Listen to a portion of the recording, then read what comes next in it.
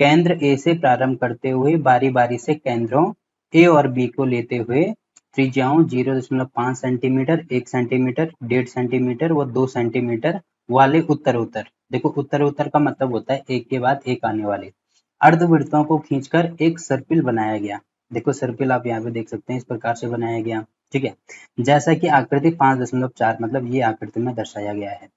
13 क्रमागत अर्धवृत्तों से बने इस सर्पिल की कुल लंबाई क्या है? देखो स्टार्टिंग में हमें क्या दिया है कि केंद्र ए से प्रारंभ करना है, मतलब इसका सेंटर सबसे पहले यहाँ पे है। ठीक है, यहाँ से प्रारंभ करना है। प्रारंभ करते हुए बारी बारी से केंद्रों ए और बी को लेते हुए, बारी बारी से केंद्रों ए और बी को लेना है। ठीक है, उसके बाद त्रिज्याओं 0.5 सेंटीमीटर, मतलब पहले अगर मैं ये वाले सर्कल को लेता हूँ, अगर मैं ये वाले सर्कल को पूरा करता हूँ तो इस प्रकार से ये सर्कल पूरा हो रहा है। ठीक, इसकी त्रिज्या हमें दी है, पहले वाले सर्कल की जो त्रिज्या है वो हमें दी है 0.5 सेंटीमीटर। ठीक, वैसे ही दूसरे वाले जो सर्कल है उसकी त्रिज्या हमें दी है 1 सेंटीमीटर। दूसरा वाला सर्कल कौन सा है? देखो पहला सर्कल तो ये वाला है, दूसरा सर्कल ये वाला। अगर मैं ये इसको पूरा मिलाता हूँ तो ये हो गया इसका दूसरा सर्कल। तो इसका केंद्र कौन सा है? ये जो बी है ये इसका केंद्र है यहाँ पे। ठीक है, यहाँ पे इसका केंद्र है ये वाला। तो इसकी त्रिज्या कितनी हो जाएगी? इसकी त्रिज्या दे रखी है 1 सेंटीमीटर। तो यहाँ पे ये टोटल ये हो गया 1 सेंटीमीटर, 1 सेंटीमीटर। ठीक, पहला तो हो गया 0.5, दूसरा हो गया 1 सेंटीमीटर। अब देखो तीसरा सर्कल कौन सा है? ये वाला, ये है इसका तीसरा सर्कल। अगर मैं इसको पूरा बनाता हूँ तो ये इस प्रकार से तीसरा सर्कल बन जाएगा।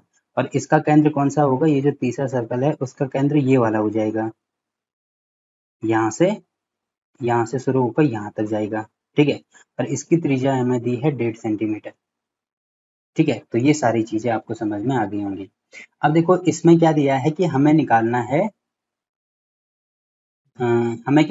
हमें सर्किल की कुल लंबाई निकालनी है।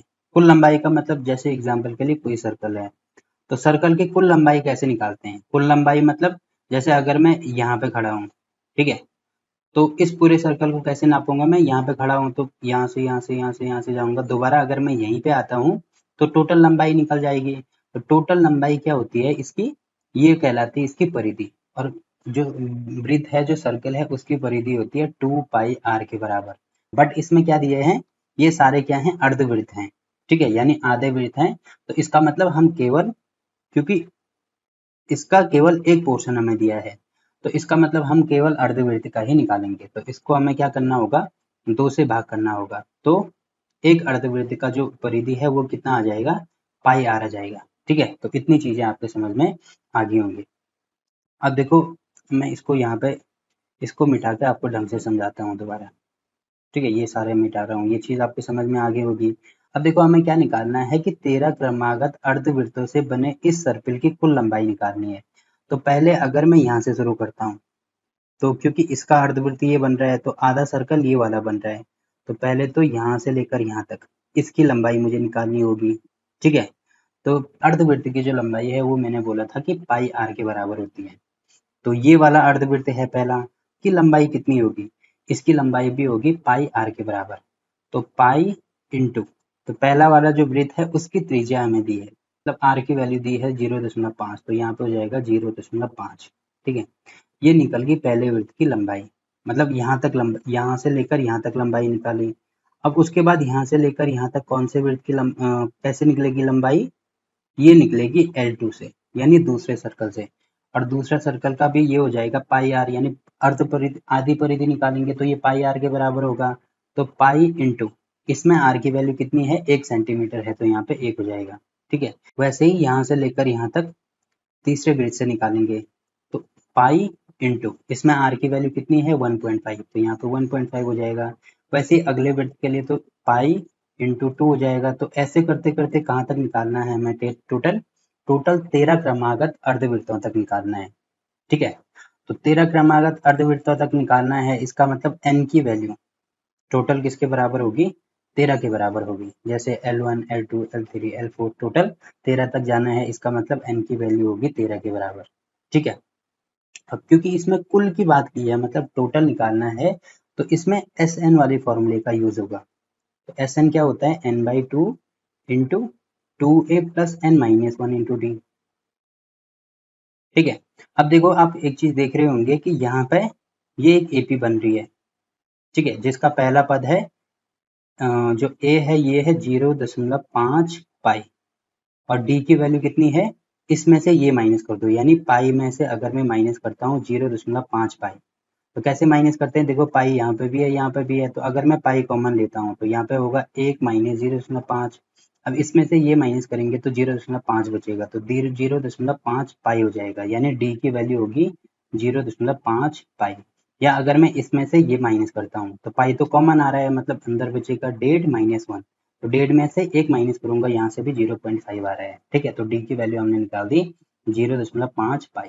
ठीक, तो इतनी चीजें होगी। तो देखो n की वैल्यू भी हमारे पास है, a की वैल्यू भी हमारे पास है, d की वैल्यू भी हमारे पास है, तो हम इसको सॉल्व कर सकते हैं। तो s n की वैल्यू 13 है, बराबर यहाँ पे हो जाएगा 13/2 इंटू 2 इंटू ए है 0.5 पाई प्लस n माइनस 1, तो 13 माइनस 1 करेंगे तो ये हो जाएगा 12 गुणा 0. डी की वैल्यू है 0.5 पाई, तो 0.5 पाई कर देंगे।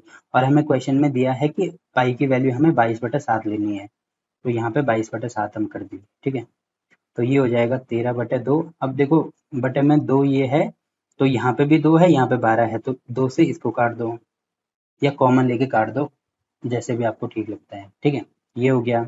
अब यहाँ पे है 0.5 पाई की वैल्यू लेते हैं 22/7, ठीक है, प्लस 6 इंटू 0.5 पाई की वैल्यू ले लो 22/7, ठीक है, ये भी हो गया।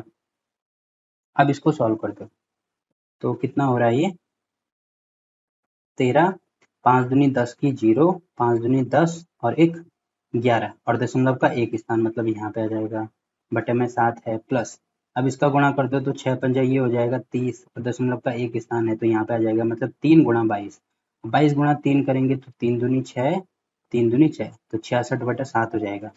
अब 7 यहाँ पे क्या है, क्योंकि 7 यहाँ पे भी है यहाँ पे भी है, तो मैं डायरेक्ट इसको जोड़ सकता हूँ, तो 66 और 11 मतलब 6 और 1 7, 6 और 1 7, 77/7 हो जाएगा, तो इससे ये कैंसिल करेंगे, यहाँ पे होगा 11, तो 11 गुणा 13 करेंगे तो कितना होगा 11 तिया 33, 11 कम 11 और 3 14, तो इसका मतलब ये किसके बराबर होगा 143 के बराबर, मतलब इसकी जो टोटल लंबाई होगी कहाँ तक 13 क्रमागत अर्धवृत्तों तक बने जो सर्पिल की कुल लंबाई होगी वो 143 के बराबर हो जाएगी, ठीक है।